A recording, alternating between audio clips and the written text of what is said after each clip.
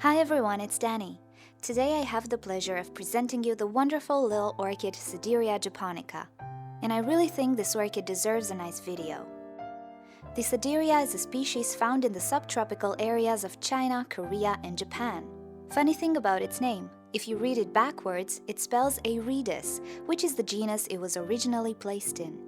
In recent years, it has been reclassified again as a Phalaenopsis, but I choose to disregard that. You know how I feel about Phalaenopsis, and she is not one of them. She is unique in every way. The Sedirea is a monopodial orchid, meaning it does not have pseudobulbs to store water and nutrients. It produces a stem and lateral leaves.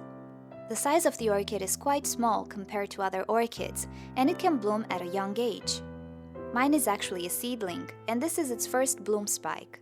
The flowers are quite tiny, but they can last up to 3 months. Mine only has 3 flowers at this point, but as the orchid matures, it can produce up to 10 flowers on a flower spike. It usually blooms in the springtime, and the petals have a subtle buttery color, while the lip can have bright purple spots. Sepals can have brown stripes, but their placement can vary slightly. If the flower doesn't strike you, the fragrance definitely will. It's hard not to notice it when passing by this tiny jewel. I have seen it described as lemony, but in my opinion, it's not lemony at all, in the sense that it's nowhere near sour. It actually reminds me of lemon peel and sugar, with a slight floral note to it. For me, it's a reminder of my childhood, when my mom used to make cookies with lemon peels conserved in sugar. In any case, it is a mouth-watering fragrance, and I dare say my favorite fragrance out of all my orchid collection. It's funny how a fragrance can transport you in the past, isn't it? By the way, if you look at the flower in the sun, you can see the drop of nectar in the tiny spur. The Sedirea takes pretty much Phalaenopsis care, but it does like brighter light. I give this orchid Oncidium light, and it seems to like it. Some articles suggest that it needs a cool down in the winter, otherwise it will die within a few years. So I actually placed this orchid along with my Dendrobium nobilis in the cold balcony, and I gave it a minimum of 10 degrees Celsius for about a month. Now I'm not sure if this helped with flowering, but it certainly did not kill my orchid. One thing to keep in mind with this one is that it can take a lot of time to adjust to your environment.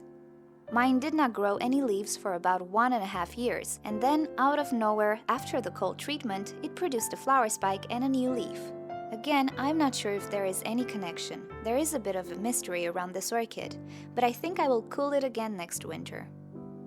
I have been waiting on this orchid for ages, and actually ordered multiple Sedereas, one of which unfortunately died. No more eBay buys for me, I guess.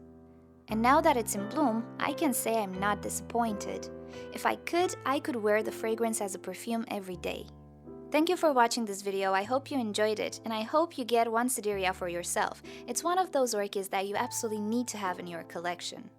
If you want to watch more videos from me, don't forget to subscribe. You can also leave me questions and suggestions in the comments below. And if you just want to stay in touch with me, you can follow me on Twitter and Instagram, and you have all the links below. I'll see you next time. Bye!